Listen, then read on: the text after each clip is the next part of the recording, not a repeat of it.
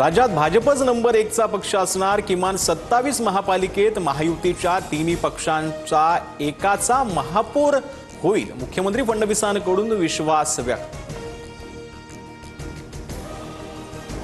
मुंबईत जन्माला आल्याशिवाय इथले प्रश्न कळत नाही। देवेंद्र फडणवीस नागपूरचे बाहेरच्या नेत्यांना वाटतं इथे प्रॉब्लेमच नाहीत। राज ठाकरेंचं विधान।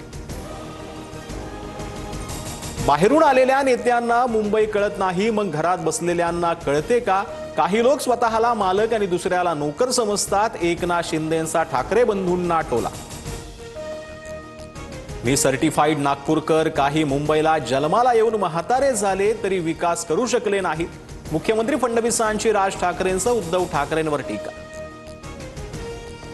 अजित पवार विरोधातले बैलगाडीभर पुरावे आता का देत नाहीत? राज ठाकरेंचा भाजपला सवाल। तर हा आमचा नाही, महाराष्ट्राच्या अस्तित्वाचा प्रश्न। राज ठाकरेंचं वक्तव्य। जिल्हा परिषद निवडणुकीनंतर दोन्ही राष्ट्रवादी एकत्र येण्याबाबत विचार करू। TV9 मराठीच्या मुलाखतीत अजित पवारांचं भाकीत। हिंदू संस्कृती सांगते कुटुंब म्हणून एकत्र राहिलं पाहिजे, मात्र उद्या काय होईल हे आज सांगता येणार नाही। पिंपरी चिंचवडमधील दोन्ही राष्ट्रवादीच्या संयुक्त सभेत रोहित पवारांचं सूचक विधान।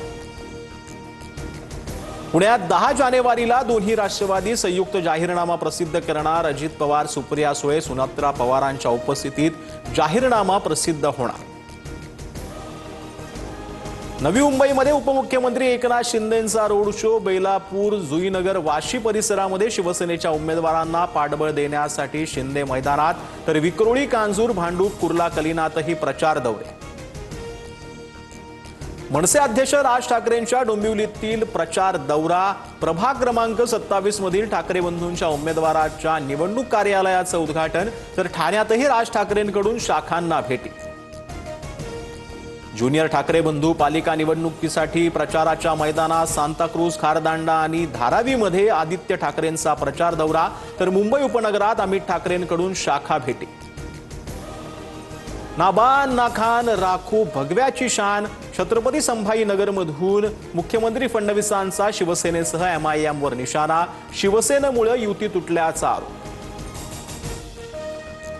भाजपाची अवस्था पिंजरा चित्रपटातील मास्तरासारखी तमाशा बंद करायला गेले आणि आता सर्वात पुढे तुंतुन घेऊन उभे आहेत। जयंत पाटलांची भाजपवर जोरदार टीका।